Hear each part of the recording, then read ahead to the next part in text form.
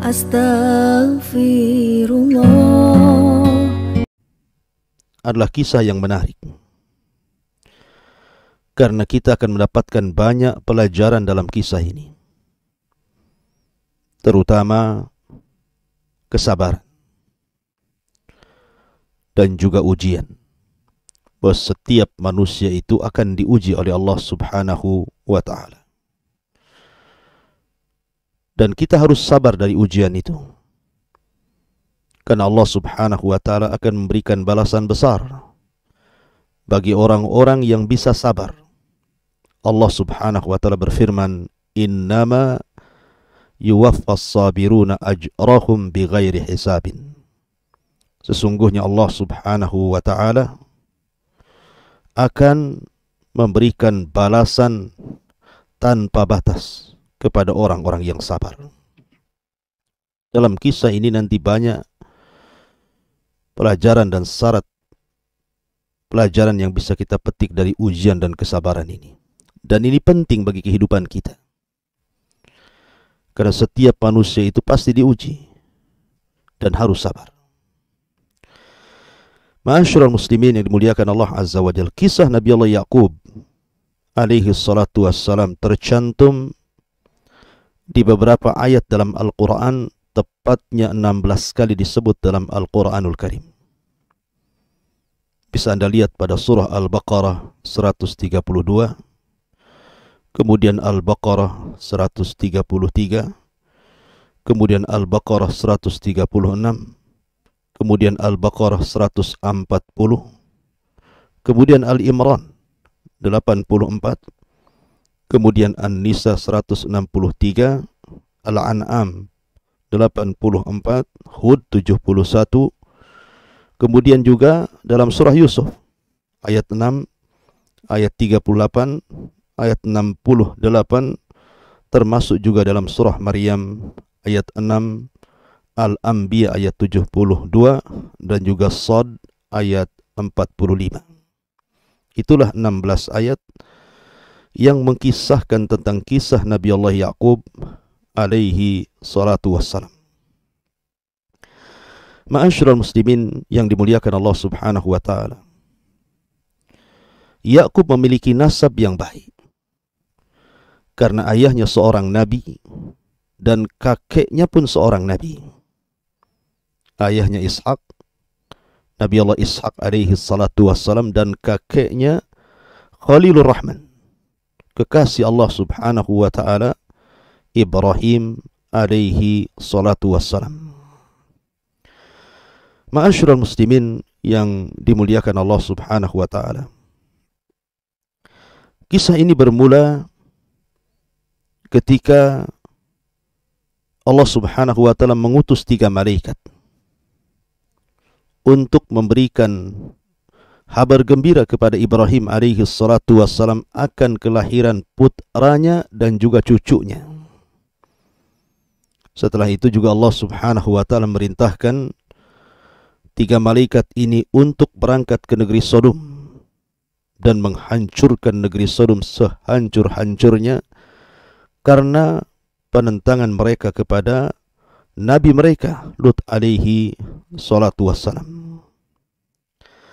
Ma'asyiral muslimin yang dimuliakan Allah Azza wa Jalla, ketika 3 malaikat ini dalam bentuk manusia yang sangat gagah tampan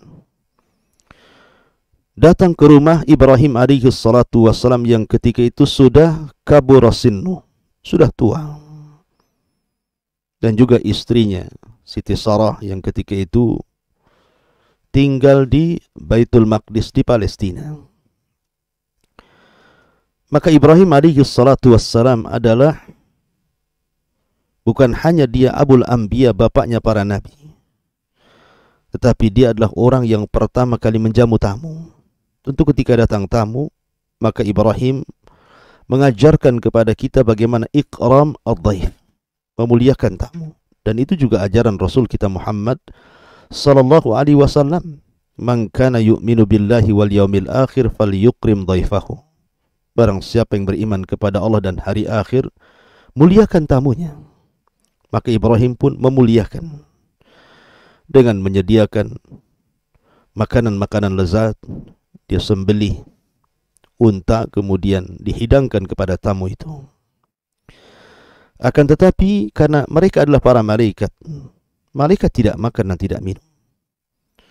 Dan dia hanya memandang Ibrahim alaihi salatu wassalam yang ketika itu ketakutan. Tetapi setelah tahu bahwa 3 orang ini adalah malaikat utusan Allah subhanahu wa ta'ala, akhirnya kemudian Ibrahim pun tenang. Apalagi ketika kemudian menghabarkan kepada Ibrahim bahwa istrinya yang sudah lama tidak memiliki keturunan akan melahirkan seorang anak yang kemudian diberi nama Ishak, dan juga akan melahirkan dari Ishak ini Yakub, dan Ibrahim melihat keduanya. Ketika mendengar hal itu, tentu Siti Sarah sangat bahagia. Sampai Allah subhanahu wa ta'ala sebutkan dalam surah Hud ayat 71, وَامْرَأَتُهُ قَائِمَةٌ فَضَحِكَتْ فَبَشَّرْنَاهَا بِإِسْحَاقَ وَمِنْ وَرَاءِ إِسْحَاقِ يَعْقُوبَ. Maka istrinya Ibrahim, Sarah, langsung bangkit, kemudian tersenyum dan tertawa. Maka kami habarkan kepada Siti Sarah, bi Ishak, akan kelahiran Ishak, wa mi wara'i Ishak Yakub, dan setelah kelahiran Ishak, maka Ishak akan melahirkan cucunya yang kemudian disebut dengan Nabi Allah Yakub alaihi salatu wassalam. Dan benar, setelah itu Sarah pun mengandung, kemudian melahirkan Ishak, dan Ishak pun kemudian menikah, akhirnya melahirkan Yakub, dan dua-duanya masih di zaman Nabi Ibrahim. Jadi Ibrahim melihat Ishak dan juga cucunya Yakub, sampai Ibrahim kemudian meninggal dunia. Ma'asyiral muslimin yang dimuliakan Allah subhanahu wa ta'ala, Nabi Allah Yakub alaihi salatu wassalam, ketika itu Allah subhanahu wa ta'ala anugerahkan beberapa istri dan juga anak-anak. Jadi Ishak, jadi ketika itu memiliki 2 putra, Isu dan juga Yakub. Singkat cerita, setelah kemudian Yakub ini, ada yang mengatakan Yakub ini memiliki nama lain, dan nama itu sangat masyhur dalam dunia sejarah. Namanya Israel. Isra itu artinya abdun, dan il itu artinya Allah. Jadi Israel dalam bahasa Ibrani itu kalau diterjemahkan dalam bahasa Arab adalah Abdullah, dan bahasa kita hamba Allah. Makanya nama-nama malaikat sering di ujungnya ada kalimat il. Israfil, Jibrail, Mikail. Il itu artinya Allah. Jadi Israel itu artinya Abdullah, hamba Allah. Tetapi tentu nama-nama Allah subhanahu wa ta'ala harus ditetapkan dengan Al-Quran dan Sunnah. Ya, itu nama dari nama-nama Allah, tetapi itu bahasa Ibrani, bukan bahasa Al-Quran, dan bukan bahasa Nabi sallallahu alaihi wa ala alihi wasallam. Lah, ketika kemudian di masa fata, artinya sudah remaja kemudian sudah dewasa, maka Nabi Yakub alaihi salatu wasallam berkeinginan untuk berziarah dari Baitul Maqdis Palestina menuju kota Haran. Ada namanya Haran, salah satu kota yang ada di Syam, di Suriah. Ada yang mengatakan hijrah ke Irak, ada yang mengatakan ke Haran, dan itu yang masyhur. Bahwa Yakub kemudian hijrah dari Baitul Maqdis menuju kota Haran di Suriah, di Syam, untuk menemui pamannya namanya Laban. Di tengah-tengah perjalanan, masih di padang pasir kala itu, karena bagaimanapun harus melintasi padang pasir, karena di zaman itu tidak seperti di zaman sekarang, banyak kota, banyak daerah, jalan-jalan pun sudah bagus, ada pesawat, ada macam-macam kendaraan. Di zaman itu ya kendaraan paling tinggi menunggang unta. Maka Nabi Allah Yakub alaihi salatu wassalam keletihan. Kemudian akhirnya singgah di sebuah tempat di padang pasir, kemudian dia pun tertidur. Dalam tidurnya inilah kemudian dia bermimpi. Dan mimpinya seorang nabi atau calon seorang nabi tentu adalah hak kebenaran. Karena mimpi itu kan terbagi tiga. Ada mimpi yang datang dari Allah Subhanahu wa ta'ala. Kalau itu terjadi kepada seorang nabi, maka itu wahyu. Seperti Ibrahim alaihi salatu wassalam bermimpi hanya dua kalimat, inni adbahuka fangdur madza tara. Inni ara fil manami anni adbahuka fangdur madza tara. Wa Ismail, semalam ayahmu bermimpi, dalam mimpi ayahmu aku menyembelih dirimu, bagaimana pendapatmu? Dan ini wahyu. Maka Nabi Allah Ya'qub alaihi salatu wassalam bermimpi. Dalam mimpinya dia berjumpa dengan Allah Subhanahu wa ta'ala. Kemudian Allah mengajak bicara dalam mimpinya. Salah satu pembicaraan Allah dalam mimpinya kepada Nabi Allah Ya'qub adalah bahwa dia akan diangkat menjadi nabi, dan tempat peristirahatan dia, tempat tidur dia di situ, kelak akan menjadi Baitullah, salah satu daripada rumah Allah Subhanahu wa ta'ala. Maka terkejutlah dia saat bangun. Akhirnya sebelum dia berangkat, dia pun menulis sesuatu atau memberikan tanda sesuatu di tempat dia bermimpi itu. Mungkin ditulis semacam Baitullah, rumah Allah, kemudian dia meninggalkan tempat itu. Setelah Nabi Ya'qub alaihi salatu wassalam melanjutkan perjalanan, akhirnya sampailah dia di negeri Haran, di negeri tempat pamannya tinggal Laban. Maka setelah kemudian dia menetap lama di Haran, akhirnya dia suka dengan salah satu putri daripada pamannya. Jadi pamannya Laban ini memiliki dua putri. Yang paling besar namanya Lia dan adiknya namanya Rahil. Ini dua putri daripada pamannya Nabi Ya'qub namanya Laban yang tinggal di Haran. Akhirnya kemudian dia pun menaksir salah satu dari putri pamannya ini. Dia suka dengan adiknya namanya Rahil. Akhirnya dia meminta kepada pamannya untuk supaya mau menikahkan salah satu putrinya Rahil dengan dirinya. Akhirnya kemudian Laban pun memberikan syarat. Kau boleh menikahi putriku, tapi syaratnya kau harus bekerja kepadaku 7 tahun. Akhirnya disepakati, bekerjalah Nabiullah Ya'qub alaihi salatu wassalam kepada pamannya Laban sebagai penggembala kambing. Dan begitulah para nabi. Mereka adalah orang-orang yang pernah menggembala kambing, termasuk Nabi sallallahu alaihi wasallam. Maka berlewatlah 1 tahun, 2 tahun, 3 tahun, sampai kemudian 7 tahun. Artinya, karena keinginannya ingin menikah dengan Rahil, maka segala upaya dilakukan Nabiullah Ya'qub alaihi salatu wassalam.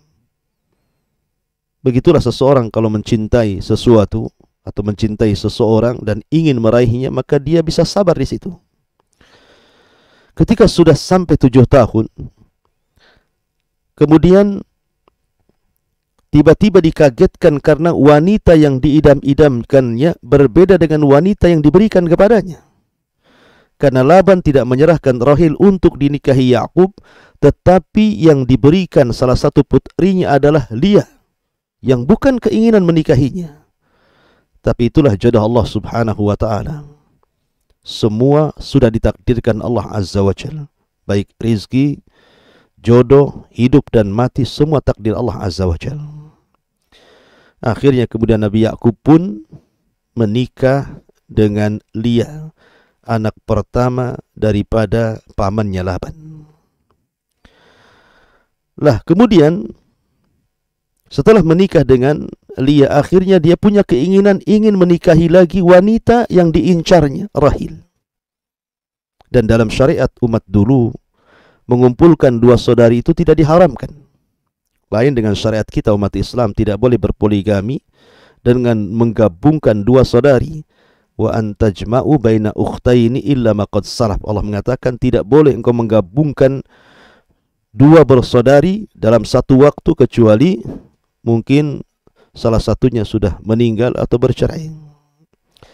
Tetapi dalam syariat dulu boleh.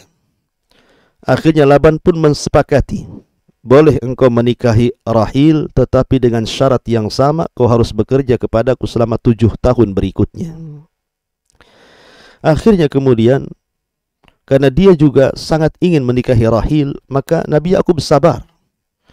Terus dia bekerja bersama Laban sampai 7 tahun berikutnya. Artinya Ibrahim tinggal di Haran bersama pamannya, itu sudah 14 tahun. Setelah kemudian berlalu 7 tahun, berikutnya akhirnya Rahil pun menikah dengan Nabi Allah Yakub alaihi salatu wassalam. Maka di sini Yakub memiliki 2 istri dan dua-duanya adalah saudari.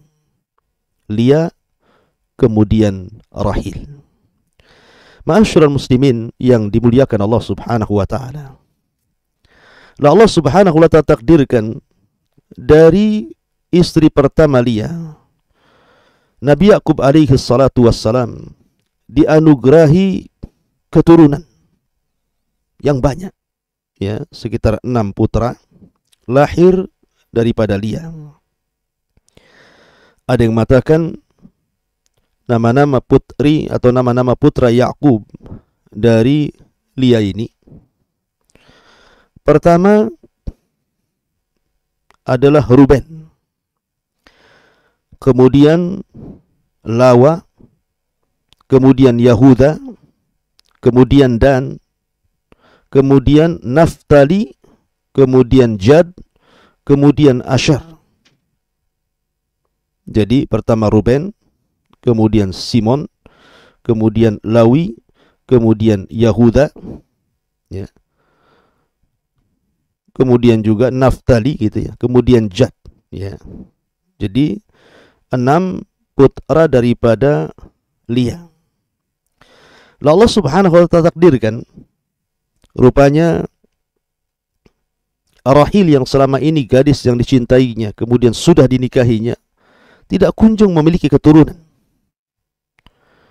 Akhirnya kemudian yang namanya seseorang yang berpoligami, tentu seorang istri yang tidak punya keturunan tentu juga akan merasa kecil hati ketika mungkin madunya memiliki banyak keturunan, karena terkadang seorang suami akan lebih mencintai istrinya ketika memiliki banyak keturunan dari istrinya tersebut. Akhirnya Rahil pun berdoa kepada Allah Azza wa Jalla agar dia pun menginginkan keturunan. Lah setelah itu kemudian setelah berdoa kepada Allah Subhanahu wa taala dan dia mendapatkan petunjuk tapi tidak juga punya kunjung keturunan. Akhirnya kemudian dia punya budak, seorang wanita. Nah dari budak ini pun akhirnya disuruh digauli oleh Nabi Yakub alaihi salatu wasallam. Rupanya dari budaknya lahir pula 2 keturunan dari Nabi Yakub alaihi salatu wasallam. Kemudian Lia juga punya budak. Kemudian Lia meminta Ibrahim untuk menggaulinya. Lahir pula 2 keturunan.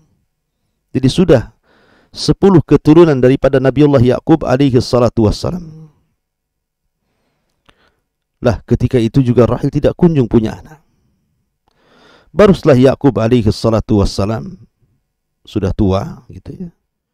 Akhirnya kemudian Allah Subhanahu wa taala takdirkan dari Rahil baru punya keturunan, dan turunannya adalah Nabiullah Yusuf alaihi salatu wassalam dan saudara yang paling bungsu yang terakhir namanya Binyamin. Jadi semua putra Yakub itu 12.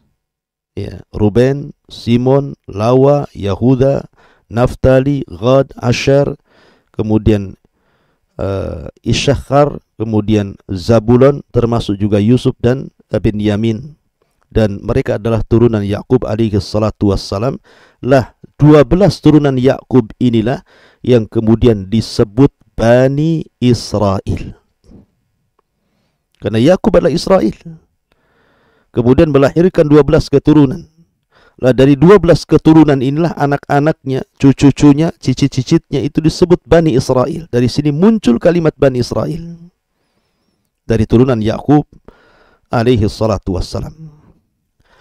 Maka setelah Allah subhanahu wa ta'ala anugerahkan Yakub alaihi salatu wassalam 3 wanita yang sangat mencintainya, 4 wanita yang dinikahinya dan semuanya memiliki keturunan sampai 12.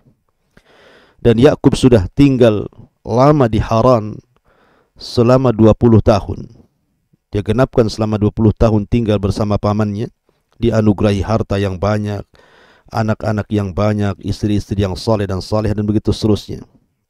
Akhirnya kemudian Yakub pun ingin kembali ke kampung halamannya, ke Baitul Maqdis, bersama ayahnya Ishak alaihi salatu wassalam.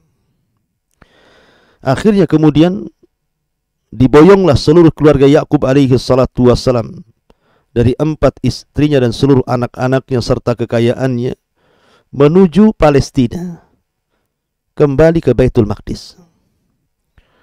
Berangkatlah orang-orang ini, rombongan keluarga Yakub ini menuju Baitul Maqdis dan akhirnya menetap di Baitul Maqdis sampai ayahandanya Ishak alaihi salatu wassalam meninggal dunia. Lah teringat Yakub semasa dia mengunjungi Haran di awal pertama kali, kemudian singgah di sebuah tempat di padang pasir, dia pun bermimpi. Dia ingat mimpinya bahwa di tempat itu adalah tempat yang diberkahi dan disitulah rumah Allah subhanahu wa ta'ala. Maka dia pun mencari-cari alamat yang pernah dia letakkan di situ dan Allah takdirkan ketemu. Akhirnya kemudian dia pun membangun tempat suci, tempat peribadatan yang kemudian belakangan disebut Masjidil Aqsa. Jadi Masjidil Aqsa, Baitul Maqdis, itu dibangun oleh Nabi Allah Yakub alaihi salatu wassalam. Tetapi yang meninggikannya adalah kelak adalah Nabi Allah Sulaiman alaihi salatu wassalam, sebagaimana Masjidil Haram yang meninggikannya adalah Ibrahim alaihi salatu wassalam dan juga putranya Ismail alaihi salatu wassalam. Ma'asyiral muslimin yang dimuliakan Allah azza wa jalla. Maka di tempat inilah Yakub kemudian hidup dan beribadah kepada Allah subhanahu wa ta'ala. Akan tapi masalahnya, Allah subhanahu wa ta'ala takdirkan salah satu istri yang selama ini dia cintai, Rahil, meninggal dunia. Dan ketika itu Nabi Yusuf alaihi salatu wassalam masih kecil, apalagi Binyamin adiknya.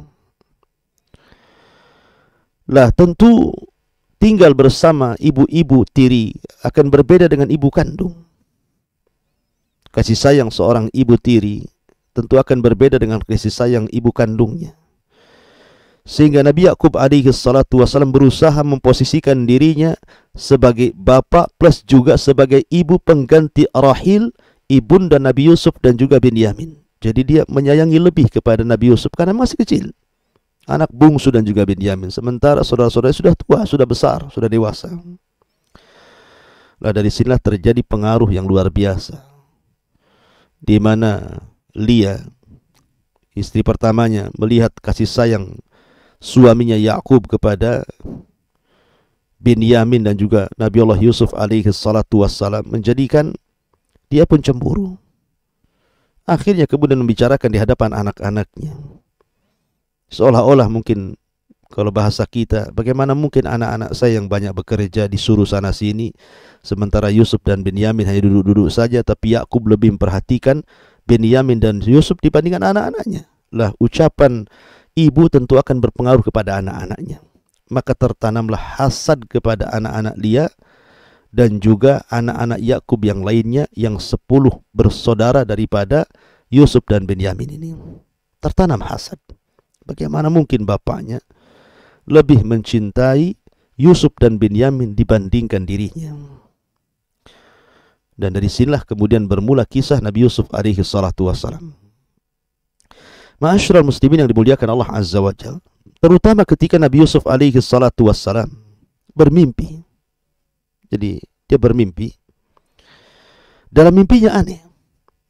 Dan itu digambarkan dalam surah Yusuf, idh qala Yusuf li abi.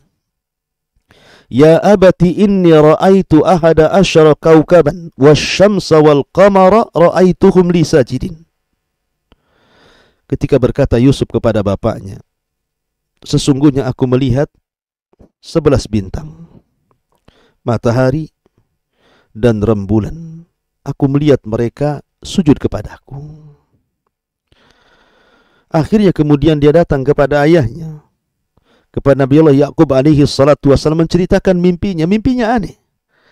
Dalam mimpinya dia melihat bintang-bintang, kemudian ada matahari, kemudian ada rembulan, dan mereka sujud kepada Nabi Allah Yusuf alaihi salatu wasallam. Tentu ada takwil mimpi di sini.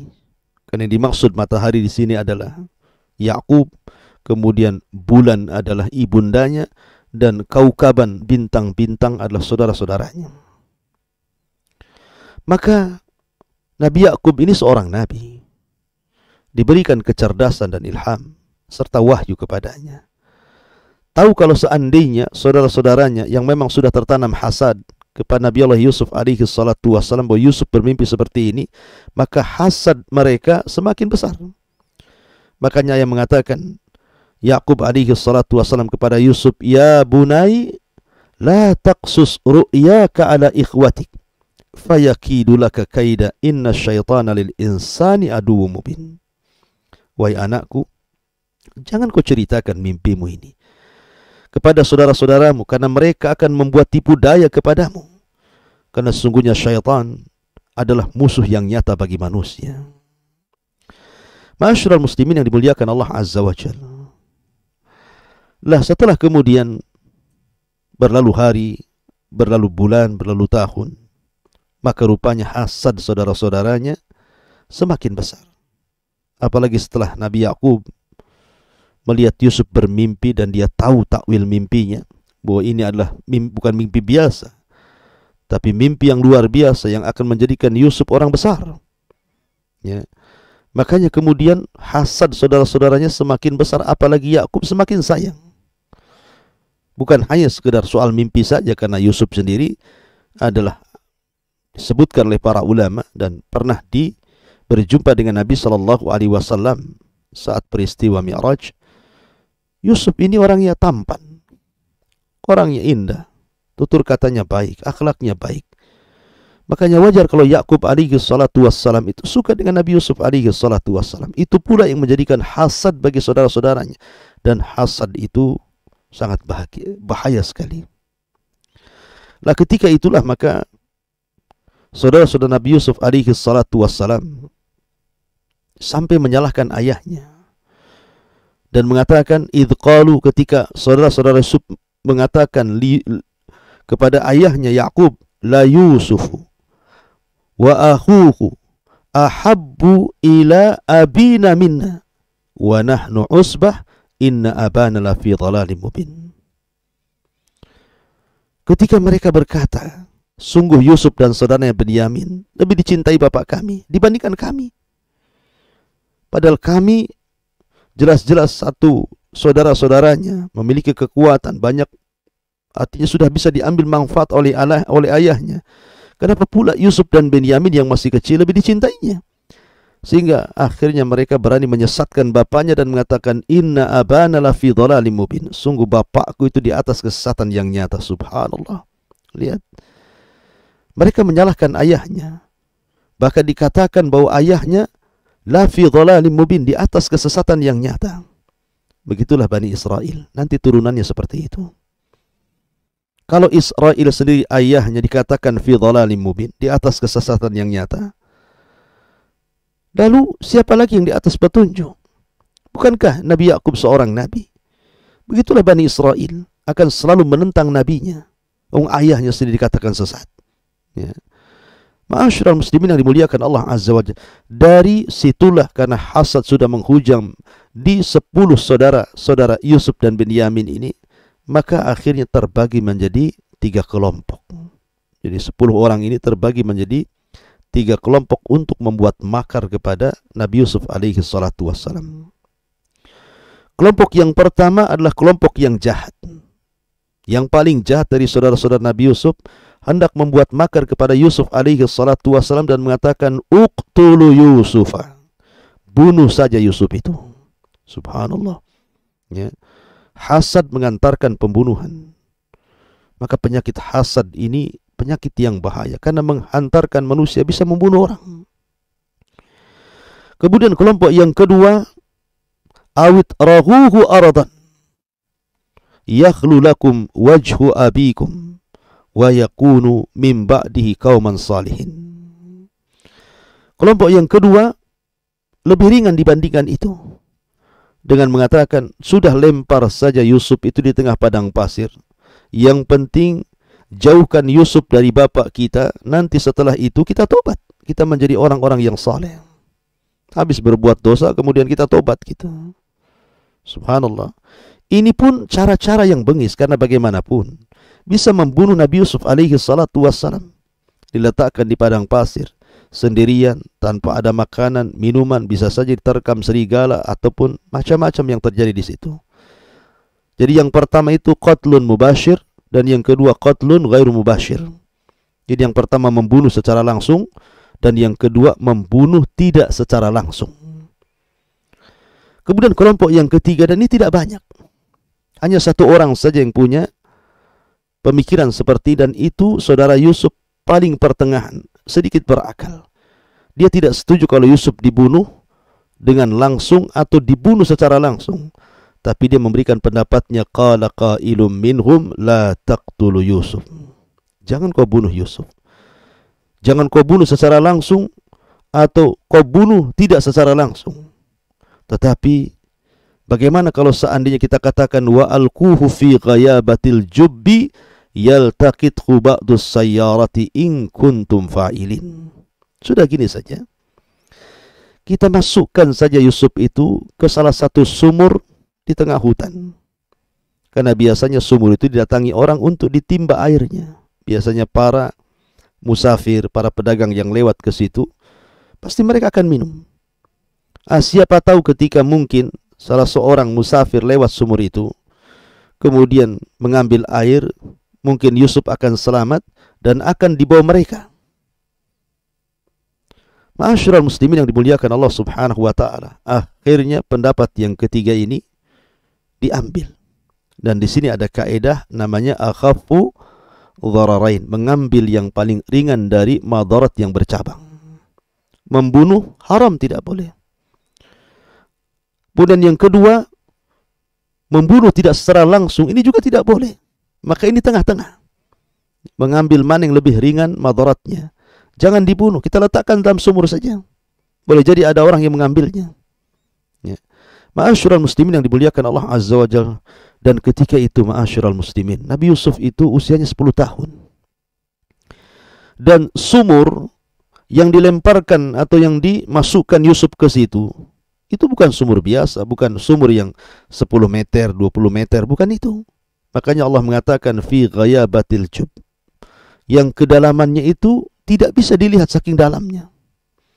Kalau seandainya orang dewasa dimasukkan ke dalam sumur itu pasti dia ketakutan. Apalagi usia Yusuf ketika itu 10 tahun. Anak kecil 10 tahun. Dan Yusuf subhanallah, dia mendengarkan apa yang diancamkan kepada dirinya. Ketika saudara mengatakan bunuh saja, dia mendengar. Ketika saudaranya mengatakan letakkan di tengah padang pasir, dia pun mendengar.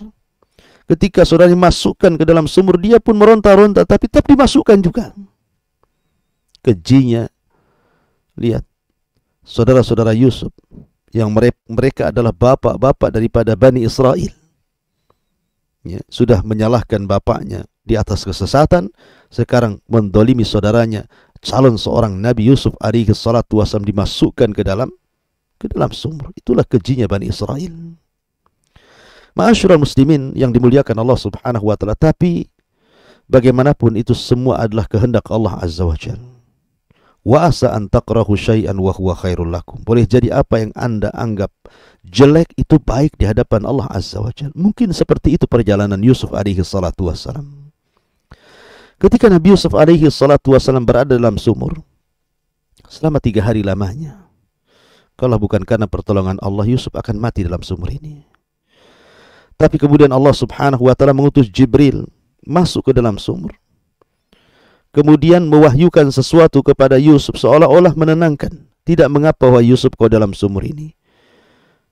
Sesungguhnya Allah hendak mengangkat derajatmu. Nanti setelah engkau dalam sumur selama 3 hari akan datang orang yang akan mengambilmu. Kalau ada timba, turun ke bawah, ambil, kau akan diangkatnya. Dan kau akan dibawa ke Mesir, dan kau akan dijual, dan yang memberimu adalah seorang yang mulia. Terus diceritakan sampai akhir perjalanan Yusuf. Makanya kemudian Yusuf memiliki ketenangan di sini. Betul setelah lewat 3 hari, datang kafilah dagang, mencari-cari air untuk diminum. Akhirnya kemudian ketika dimasukkan timba ke dalam sumur, maka Yusuf pun tahu apa yang dikatakan Jibril kepadanya. Kalau ada timba turun, ambil saja, nanti ada yang mengangkat dirimu. Maka dia tidak menyanyiakan waktu, dia ambil tambang itu, kemudian ditariknya ke atas. Rupanya kafilah-kafilah ini kaget karena yang diambil bukan air tetapi orang. Ma'asyiral muslimin yang dimuliakan Allah Azza wa Jalla, singkat cerita akhirnya Yusuf pun dibawa ke Mesir. Nah, sementara saudara-saudara yang lain berusaha untuk menutupi kejahatan mereka. Mereka pulang kepada ayahnya dengan membawa pakaian Yusuf yang sudah dilumuri darah binatang, seolah-olah itu darahnya, karena ketika itu Yakub buta, tidak bisa melihat dan sudah tua. Ya. Mereka memberikan alasan begini begitu macam-macam. Tetapi Nabi Allah Yakub alaihi salatu wassalam, ya, adalah seorang nabi. Dia tahu bahwa ucapan mereka dusta. Ucapan mereka itu tidak benar, dusta. Ya. Makanya kenapa kemudian dikatakan dalam Al-Quran, fasabrun jamil wallahul musta'anu ala ma tasifun. Sabar itu indah, dan Allah akan menyingkap siapapun hakikat kejadian ini. Kejadian seperti apa nanti Allah akan singkap. Ya. Itu keyakinan seorang nabi. Yusuf belum mati, Yusuf masih hidup gitu ya. Ma'asyiral muslimin yang dimuliakan Allah Subhanahu wa taala. Maka ketika kemudian Yusuf alaihi salatu wasallam dijual, dan yang membelinya adalah Azizu Misra, orang nomor 2 Mesir gitu ya, orang kaya gitu kan. Maka Yusuf pun akhirnya tinggal bersama orang yang sangat luar biasa yang ada di Mesir selama 10 tahun. Jadi usia Nabi Yusuf sekarang sudah 12 tahun. Sudah 20 tahun. Jadi 10 tahun dimasukkan ke dalam sumur dan tinggal di Qasru Aziz, Istana Aziz selama 10 tahun. Jadi usianya sudah 20 tahun. Sudah tampak ketampanannya, tampak keindahannya, tutur katanya, akhlaknya, dan begitu seterusnya. Dari sinilah kemudian datang cerita di mana istrinya Aziz menggoda Nabi Yusuf alaihi salatu wasallam, dan panjang ceritanya. Ini kita akan khususkan sini nanti kisah Nabi Yusuf alaihi salatu wasallam. Kita ambil petikan dari kisah Yakub dan Bani Israel aja. Intinya setelah Yusuf alaihi salatu wasallam kemudian berlalunya waktu, kemudian sampai masuk penjara, kemudian mentakwilkan mimpi, akhirnya kemudian raja bermimpi, mimpinya aneh, kemudian ditakwilkan Nabi Yusuf sebagai takwilnya.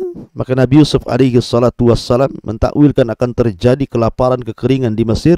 Kalau engkau mau, biar akulah yang menjadi bendaharawan Mesir. Maka Fir'aun kala itu, maksudnya Fir'aun di zaman Nabi Yusuf, menjadikan Yusuf orang besar. Sehingga cerita akhirnya kemudian terjadi kelaparan itu. Maka karena ketika itu Mesir dan juga Palestina masih satu negara, karena hanya dipisah dengan Sakhra, padang pasir, dan perbatasan disebut jalur Gaza mungkin hari ini.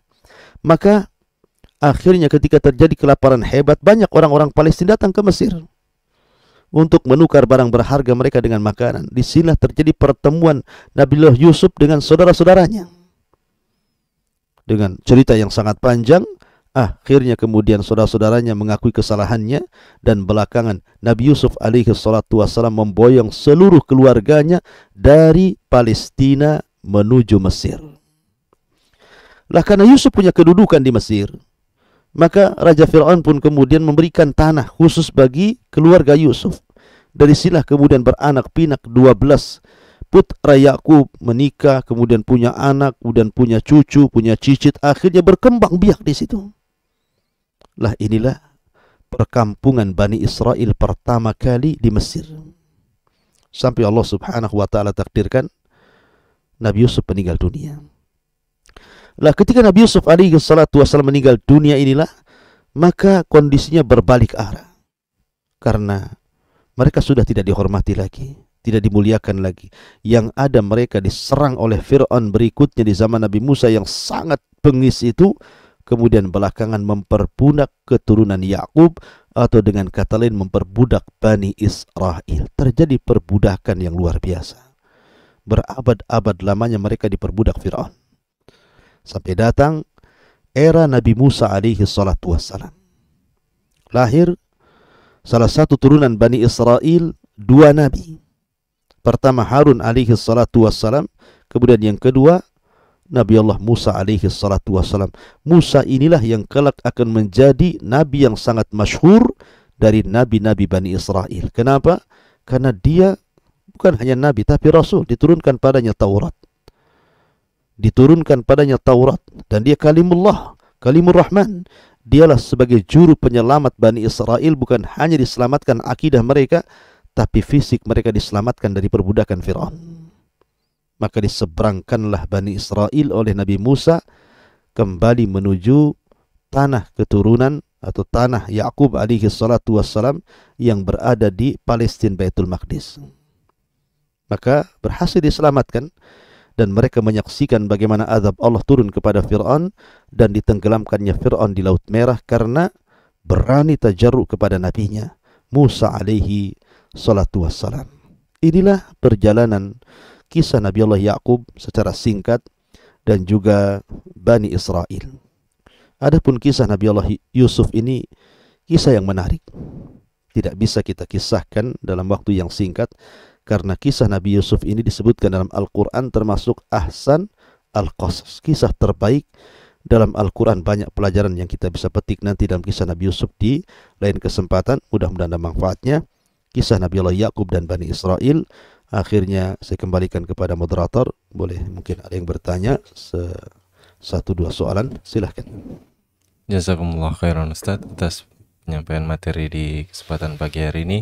Dan kami infokan juga bagi para pemirsa di rumah, bagi yang ingin berpartisipasi dalam membantu operasional dakwah Kiswah TV, Anda dapat menyalurkan donasi Anda melalui BRI Syariah, kode bank 422, nomor rekening 10600057377 atas nama Yayasan Kiswah Islamic Center. Dan untuk konfirmasi donasi, Anda dapat menghubungi admin di nomor 0812 6873 3202. Dan kita bacakan pertanyaan yang telah masuk di WhatsApp Kiswah TV. Assalamualaikum warahmatullahi wabarakatuh, Ustaz. Salam.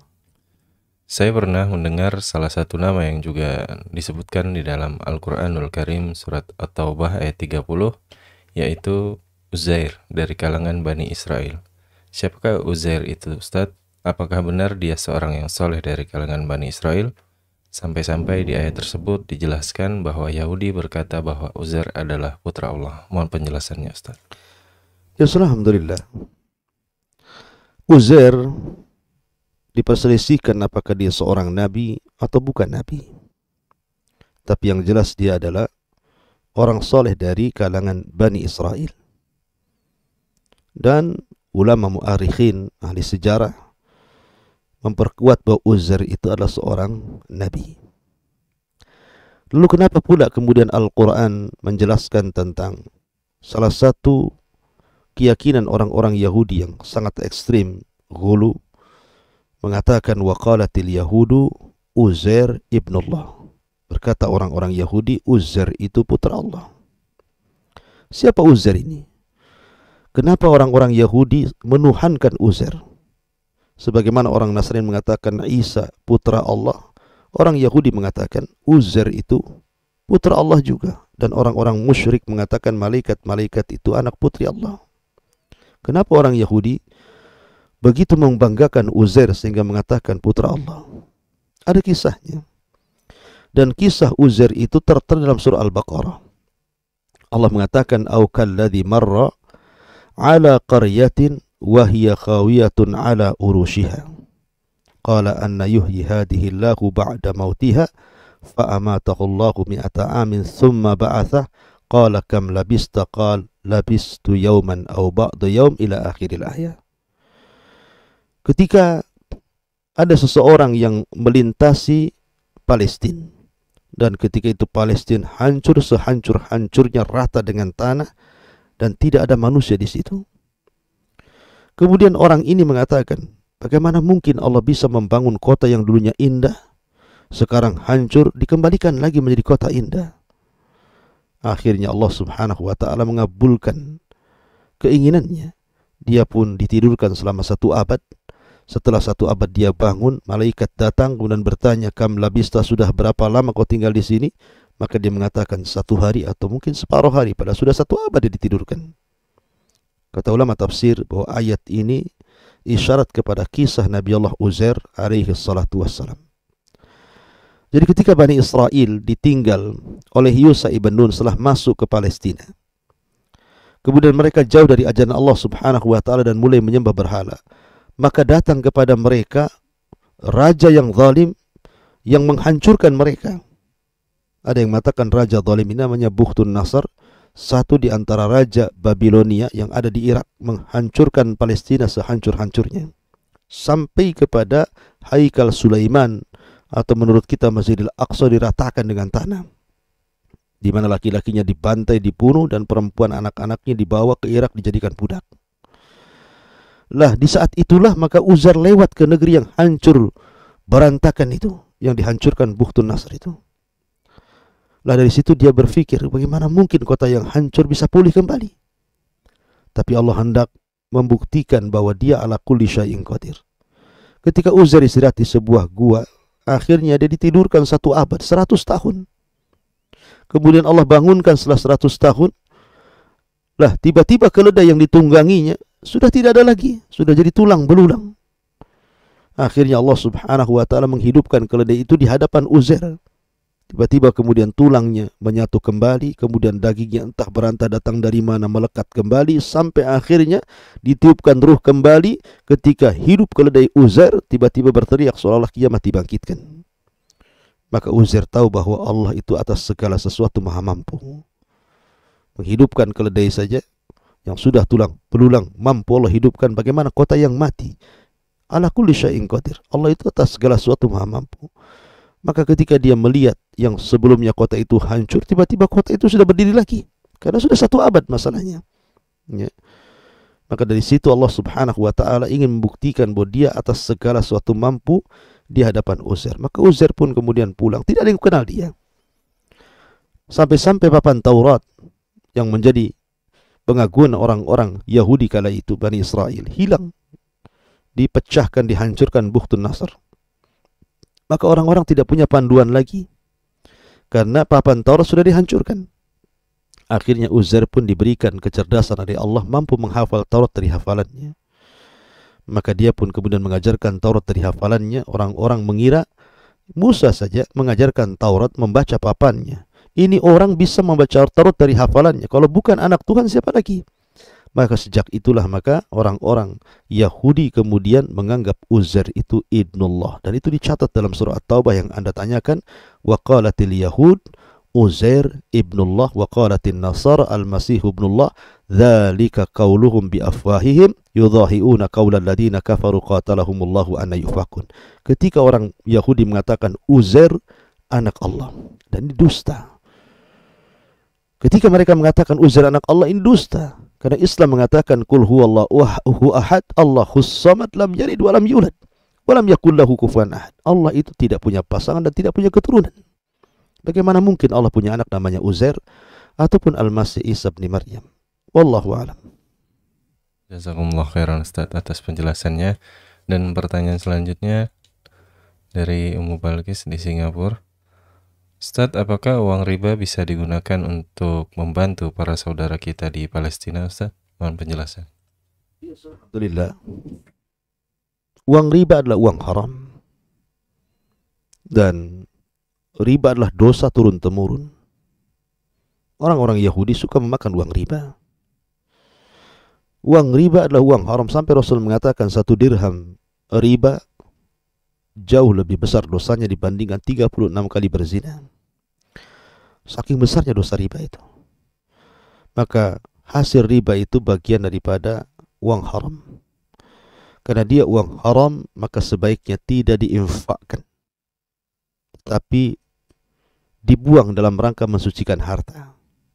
Jadi kalau seandainya Anda punya uang riba di tabungan Anda, kemudian Anda buang dalam rangka mensucikan harta Anda, disitulah letak pahalanya. Jadi letak pahala membuang riba itu karena niat ingin membersihkan harta, bukan karena disedekahkan. Ya, niat ingin membersihkan harta itulah menjadikan pahala. Adapun para ulama mengatakan bahwa uang riba tidak boleh disedekahkan kepada anak yatim, fakir miskin. Tapi kalau yang dimaksud artinya dibuang dari harta yang halal kita dipisahkan, maka itu pun dibolehkan hanya untuk kepentingan umum dan sifatnya dihinakan. Ya, untuk pembangunan jalan, jembatan, solokan-solokan gitu, maka tidak mengapa. Tapi jangan kemudian diinfakkan untuk membangun masjid, untuk membangun madrasah dan begitu seterusnya. Apalagi Anda sumbangkan ke Palestina pula, ya. Maka sebaiknya bersedekahlah dengan harta yang baik. Karena innallaha jamil yuhibbul jamal. Allah itu indah, tidak suka kecuali yang indah-indah. Allah itu baik, tidak suka kecuali yang baik-baik. Wallahu a'lam. Jazakumullah khairan Ustaz atas penjelasannya. Dan satu pertanyaan terakhir Ustaz. Assalamualaikum warahmatullahi wabarakatuh. Apakah sahih Ustaz bahwa Israel merupakan nama lain dari Nabi Yakub alaihissalatu wassalam? Mohon penjelasan. Iya, saya katakan tadi bahwa Nabi Yakub itu nama lain daripada Israel. Adapun sekarang ada negara namanya Israel dan penduduknya disebut Yahudi. Israel dengan Yahudi itu nama yang berbeda. Kita jangan katakan Yahudi itu sebagai Israel, karena Israel diambil daripada Israel, dan Israel itu nama lain daripada Nabi Yakub, dan dia seorang nabi. Adapun Yahudi tetaplah Yahudi. Yahudi itu orang-orang jahat. Orang jahat mereka lebih banyak dibandingkan orang baiknya. Orang fasik mereka lebih banyak dibandingkan orang taatnya. Dan itu digambarkan dalam Al-Quran. Ya, kebanyakan mereka itu fasik. Kebanyakan itu mereka jahat. Lihat, salah satu yang terlibat dalam pembunuhan Nabi Yusuf alaihi salatu wassalam adalah kakek buyut, yang salah satu yang membuat makar kepada Nabi Yusuf alaihi salatu wassalam, salah satunya adalah kakek buyut orang Yahudi, namanya Yahuda. Yahuda inilah juga terlibat dalam pembuatan makar. Ya, dan Yahuda pula yang kemudian mengatakan kepada bapaknya, inna narauka fi dhalalim mubin. Kami lihat engkau wahai bapakku di atas kesesatan yang nyata. Dia hanya sesatkan bapaknya. Dia buat makar kepada Yusuf. Nah, salah satu dari 10 saudara Nabi Yusuf itu namanya Yahuda, yang kemudian turunannya menjadi para raja Bani Israel. Karena Bani Israel itu terbagi menjadi dua. Ada yang turunannya jadi nabi semua, dan itu dari turunan Lawa. Dan ada yang turunannya jadi raja semua, dan itu Yahuda, yang turunannya disebut Yahudi itu. Jadi Israel atau Israel yang sekarang hari ini dengan Yahudi berbeda. Tidak boleh Yahudi dinisbatkan kepada Israel, karena Israel itu Nabi Yakub. Sementara Nabi Yakub berlepas diri daripada Yahudi dan perbuatan jahat mereka yang suka membunuh para nabi. Ya, Yahudi itu pembunuh. Yaqtulunal abriya, yaqtulunal anbiya, yaqtulunas salihin, membunuh para orang-orang baik, para nabi dan orang-orang saleh. Tak mungkin dinisbatkan kepada Israel. Itu pengklaman batil, ya, karena Israel diambil dari Israel dan dia adalah Yakub alaihi salatu wassalam. Wallahu a'lam. Jazakumullah khairan Ustaz atas penjelasannya. Dan demikian sesi kajian kita di kesempatan pagi hari ini. Semoga apa yang telah disampaikan tadi tentunya dapat memberikan manfaat bagi kita semua. Dan kita akhiri dengan bacaan kafaratul majlis. Subhanakallahumma wa bihamdika asyhadu an la ilaha illa anta astaghfiruka wa atubu ilaik. Assalamualaikum warahmatullahi wabarakatuh.